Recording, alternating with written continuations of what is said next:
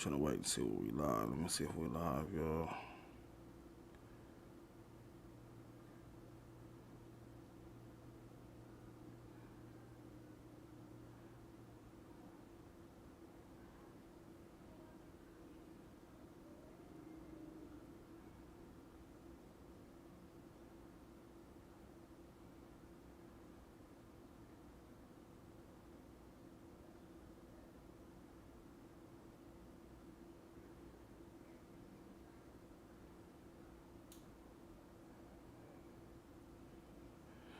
Hold on, don't look like we live, man.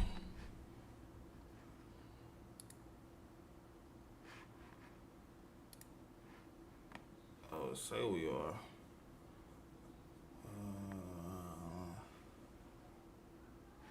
Let's see.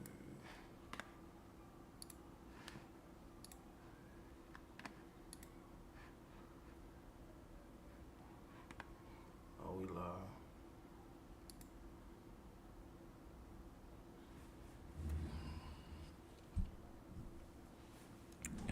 We live, bruh.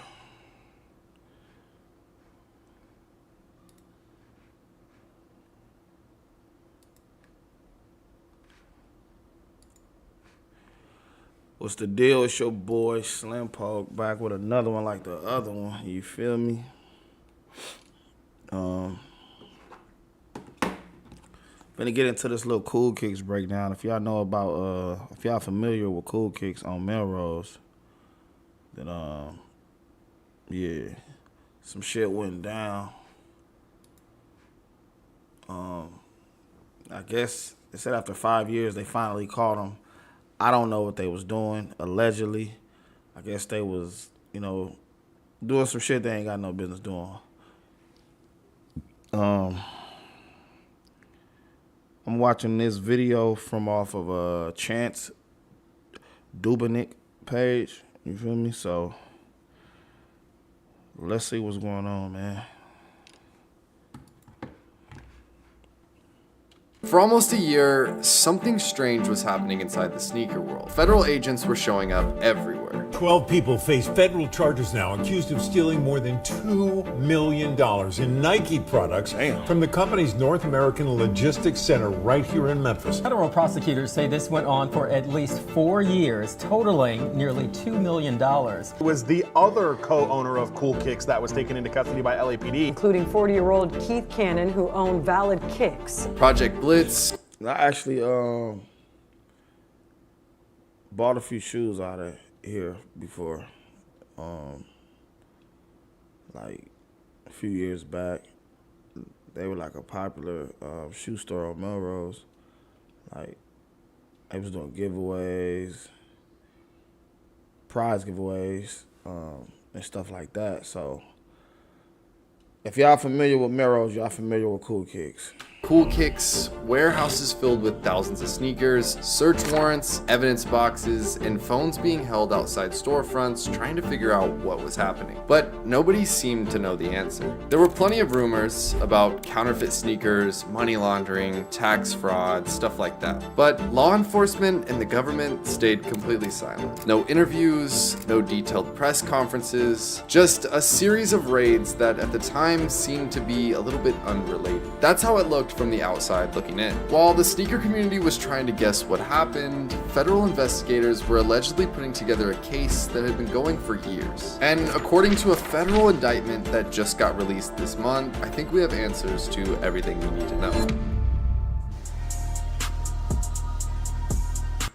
The story didn't begin with Cool Kicks or Project Blitz or even California. It all began in a warehouse that I don't know what Project Blitz is. I guess that's another shoe store, I'm thinking.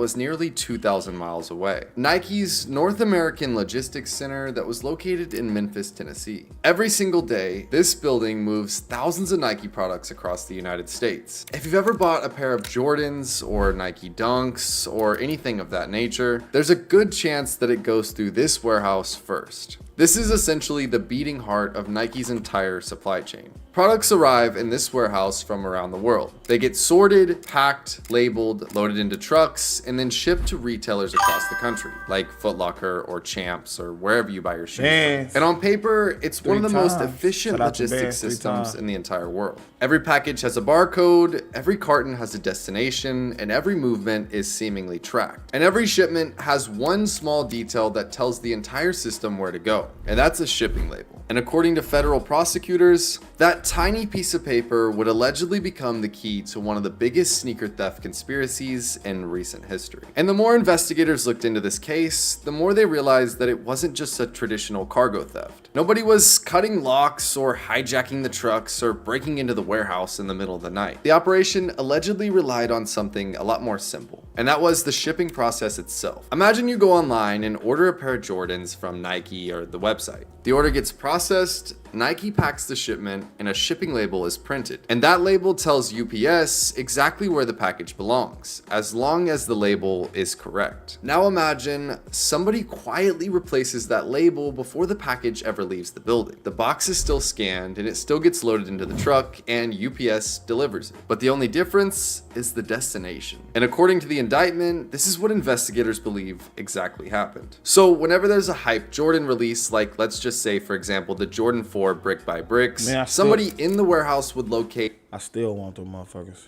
what boxes were filled with these sneakers that were going to be shipped out to Foot Locker or Champs or wherever. And when loading these up onto the UPS trucks to be shipped out to these stores, somebody would slap a label over the top of the one that was already on there. And this new UPS label would then ship it to a different location that wasn't the intended store. And this was addresses that investigators say had already been chosen by members of this conspiracy. And from that point on, the package would follow the new label. But changing the label was only half the job. And that's because a shipping label sitting on somebody's desk in Los Angeles can't move a single package inside the warehouse in Memphis. So somebody had to sneak those labels inside. And according to federal prosecutors, this is where it became an inside job at the Nike warehouse. And court documents allege that one of these organizers was Roy Harvey Jr. And he is seen to be one of the masterminds behind this whole operation. And like a year ago when Project Blitz got raided, it was because of Roy Harvey Jr. He had been seen delivering or using some of these packages around the Project Blitz warehouse, and that's what got him raided. But according to this indictment, investigators allege that he created these shipping labels and arranged the delivery locations and coordinated where those redirected shipments would ultimately end up. Because Harvey wasn't a Nike employee and he couldn't just walk into the warehouse. According to the prosecutors, somebody else on the inside was handling how the labels got on the packages. And the indictment identifies a man named Michael Perkins. He was a floor manager inside Nike's Memphis Logistics Center. And Perkins allegedly would smuggle these shipping labels inside of the Nike warehouse where he would give them to other Nike employees. And prosecutors allege that these employees would place the labels onto specific cartons before they entered Nike's normal shipping process. And like I previously said, nothing on these packages looked abnormal. The packages continued out of the warehouse just like they would on any other day.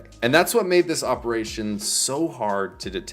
And this wasn't something that happened just once or twice. Courts allege that between 2022 and 2024, 1,860 fraudulent shipping labels tied to Roy Harvey Jr. was operated successfully through this whole process. And just to mention, this isn't 1,800 pairs, this is 1,860 boxes that are filled with multiple pairs. Whenever a shoe comes out, sometimes a sneaker reseller will have an entire full-size run. They'll have hundreds or 200, 300 pairs of a shoe that's like just came out. Or also in the sneaker world, there's like early pairs. You'll see people have multiple pairs of shoes before they come out, like months Got before them they right come there. out. But what happened after the shoes left Memphis was almost a little more surprising. And investigators didn't follow the shipping labels, they followed the shoes. And that's where this story takes kind of an unexpected turn. And you have to remember, all of this is happening in private. This was before they decided to raid anybody or make any sort of like public thing about this. So by this point, investigators believed that they understood how the shoes were leaving the warehouse. But that only answered half of the mystery, because stolen inventory doesn't.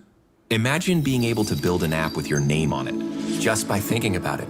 Meet Base 44, a complete AI creation platform. Describe what you want, and watch it take shape. Just disappear. Somebody has to receive it, somebody has to pay for it, and eventually somebody has to sell it. So investigators started following these sneakers and shipments. Now, according to these court documents and stuff, it doesn't really say how they were able to identify this. Some people say that they put trackers like inside the shoes or inside the boxes. Some people said that they like went over their inventory lists, or I don't know how they did it. I wish I had this answer because that'd probably make this video a little bit more interesting, but I don't know how they tracked down these shoes from the Memphis warehouse to what I'm about to say. So instead of these boxes of sneakers showing up at retailers like Champs, Foot Locker, maybe a Nike store, these boxes of hundreds of pairs of Jordans would go into an undisclosed location, and they would essentially just be dropped off by UPS. So after these shoes were being unpacked, they were being sold at sneaker conventions, sneaker stores, and other sneaker websites. And some of these pairs were just placed into a warehouse or the backs of stores to be sold eventually. And like I said previously, if you have some of these shoes that don't release for 4 months and you have like 100 or 200 pairs, that looks really suspicious. So in some cases, they would just keep these shoes until like a week or two after they released and they were hot and everybody wanted them, and then they'd begin like flipping them. So I'm assuming that's where some of these shoes would end up in like warehouses and stuff. But investigators started looking into resale businesses, and the further they followed these shipments, the more these certain names kept popping up. One of them being Chicago Emporium, which is a large Chicago resale business. Another one being Whorehead Investments. And then there was one name that stood out above all the others, and that name was Cool Kicks. And if you've been around sneaker culture for like the past decade, you know who Cool Kicks is. Cool Kicks wasn't a small reseller operating out of like a storage unit. It was one of the biggest sneaker stores in America. NBA players, rappers, celebrities, all these people bought shoes from there in Los Angeles, and their videos reached millions of people on the daily. And for a lot of sneakerheads, Cool Kicks represented the top of the resale world. They were definitely one of the most popular sneaker resale stores and YouTube channels in this entire business. So a lot of people think that it's just a deal that owns it, the guy that's mainly on the face of the channel, but there's another man named Barakat Abraham, and he also goes by BK. But in these legal documents, he is accused of playing a role in the early stages of this conspiracy. The prosecutors allege that between July 2021 and May 2022, Roy Harvey, which is the mastermind of this, he received 149 shipping labels that were associated with the Cool Kick store. And that allegation matters because those labels were allegedly used before Harvey began creating labels through his own company, which was RHJ Global. Which, in other words, prosecutors believe that this whole scheme was evolving over time. It didn't begin as like this huge, massive like operation. It started with just like a few people. And when the money entered the picture, things get more serious. But according to the indictment, between April and November 2023, Cool Kicks allegedly sent approximately $127,000 to a man named Keith Cannon, who was also mentioned in these documents for this whole scheme. On top of that, they had allegedly sent another $88,275 to Roy Harvey Jr., who was the mastermind. But before we jump to conclusions, those numbers don't prove any guilt. Some people say that Cool Kicks was just buying shoes from this person and they didn't know that they were stolen from Nike. And I'll leave it up to you guys in your own research to figure that out. But when reading the legal documents, there was some more evidence that kind of stood out. In September 2022, Roy Harvey allegedly asked the co-owner of Cool Kicks to create fake invoices. And the prosecutors alleged that these invoices would make it appear that these shipments were legitimate. And this would allow these packages that may have gotten held up in UPS to then be released. So on the off chance, if these sneakers are being transported from the Nike facility to these undisclosed locations, if or when these packages got held up, you would have to provide something that says like you bought these shoes before they would be released. And that's where these fake invoices would come about. Basically saying like, hey, I paid Roy Lee, this guy, X amount of money, like he's delivering these shoes to me because I bought them. But in reality, they were all coming from the Nike warehouse illegally and stolen. But this is just a conspiracy. This is not proven fact. I'm just simply telling the story how it is. Also, according to the indictment, Chicago Emporium was allegedly purchasing large quantities of shoes connected to this operation as well. Federal prosecutors alleged that Joel DeLuna, I think is the owner of Chicago Emporium, he negotiated with Harvey to receive unreleased Nike products. Meanwhile, another Los Angeles retailer, Whorehead Investments, he allegedly also sent nearly $700,000 in wire transfers connecting to this government's investigation. So everybody that I just named were resellers that were allegedly sending money to Roy Harvey to get these shoes so that they could flip them themselves or sell them in their store. And piece by piece, shipment by shipment, and payment by payment, what first looked like a warehouse theft was beginning to look like something that was much, much larger. The prosecutors believed that they had just uncovered an alleged distribution network stretching from the floors of Nike's warehouse in Memphis all the way to some of the biggest sneaker resale businesses in the world. But if these investigators spent years following these shipments and following the labels and following the money, what finally caused this whole operation to fall apart? Well, for years, according to the federal investigations, the operation kept working. Shipments continued to leave Memphis, labels continued to change destinations, and businesses continued buying inventory. And remember, all of this was done in secrecy. They were spending a while trying to figure this out and piece this together before they began just raiding and arresting everybody. But from the outside, nothing looked different. Nike was still shipping shoes, UPS was still delivering them, and the resale market was still growing. And when it comes to a resale store, when customers walk in and buy a pair of shoes, they don't know where they came from before the store. Like I said, these are resale stores. They buy them from people and resell them because they're hype shoes. So the customer has no idea of knowing where these were previously before the resale store. And investigators were quietly piecing together things that didn't seem related at first. A shipping label here, a payment there, phone records, wire transfers, delivery addresses. On their own, none of those told the full story. But together, the prosecutors were able to form like a pattern. And then one moment changed everything.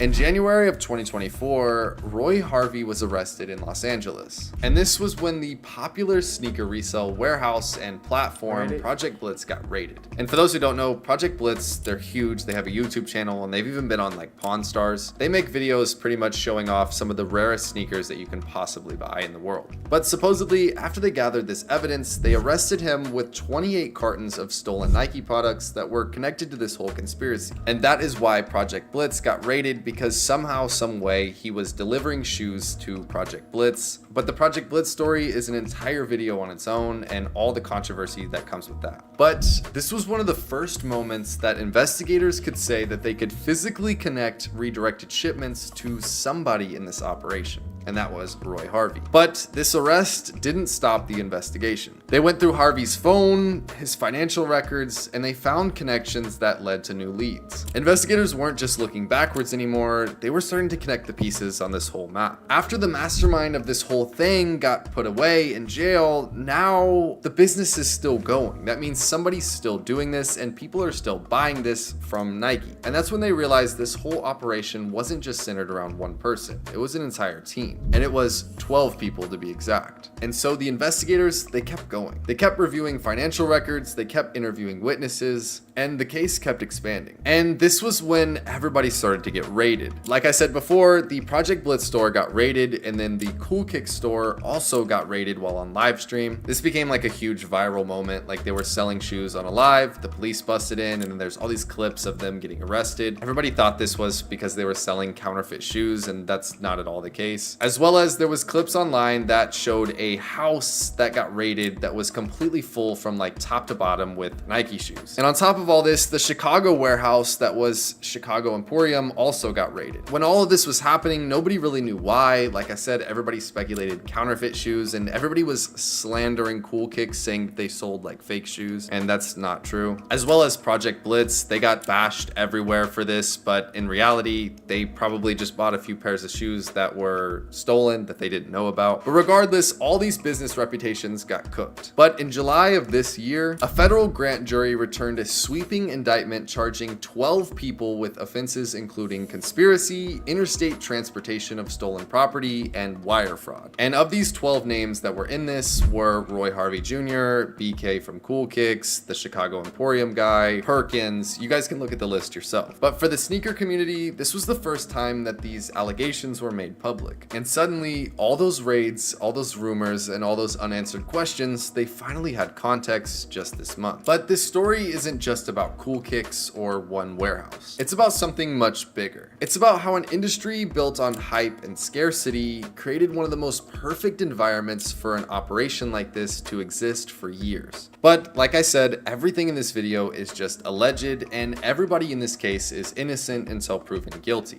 I'm simply just stating what was in these documents. I'll pop it up on the screen right here. Cool Kicks actually made a statement about this and their co-owner and what's going on with them. I'll let you guys read that on your own. But in my opinion, the most surprising part about all this isn't the whole like illegal scheme. It's about what happens to the sneakers. You see, these $2 million worth of shoes, thousands of pairs that were stolen, where did they go? Well, the answer is they went into the resale market. These are authentic Nike shoes, and they were sold to customers that had no idea where they came from. You see, like a stolen car, for example, a car has like a VIN number on it, and so if you get caught with the car, you get arrested, it's whatever. With sneakers, there is almost no way to identify the history or where the shoes came from, other than just like a receipt or a word of mouth type of thing. But platforms like StockX, Goat, eBay, and certain resale stores were all selling shoes that were stolen from Nike and they didn't know it, as well as all the stores that were not involved in this scheme that bought the shoes just because they wanted to flip them. Like, for example, if I had 30 pairs of these shoes that were stolen from Nike and I sold them to somebody else and they sold them to somebody else, and like, you get what I'm saying? It's hard to track all these down. So there was plenty of people in this whole scheme that were selling shoes that were stolen that they didn't even know it. And that's what makes this case so much different. It wasn't counterfeit fake shoes, it was real authentic Nike products that were just being circulated everywhere in the United States. And the sneaker community spent months trying to figure out why all these people got raided, and it seems like now we finally have some answers. And that's for you to decide. Once again, I'm just telling the story, I'm not taking sides with anybody. But the answer to this entire mystery was sitting on the box the entire time from the very beginning, and it was just a shipping label. And also one of the most elaborate schemes I think I've ever heard in sneaker history. And that pretty much wraps up today's video. I hope you guys enjoyed this one. This one took a lot of research and a lot of putting this stuff together. To be honest with you, I've been putting this video together for like, I would say like a month now. Like before all of this news broke public, like I knew some things. Nah, but from the look of it, it looks like they've been doing some shit they ain't had no business doing. Allegedly. I hope it get greater. I hope it get greater later. But y'all, I'm tired. I'm sleepy. I'm gonna turn it in. And peace.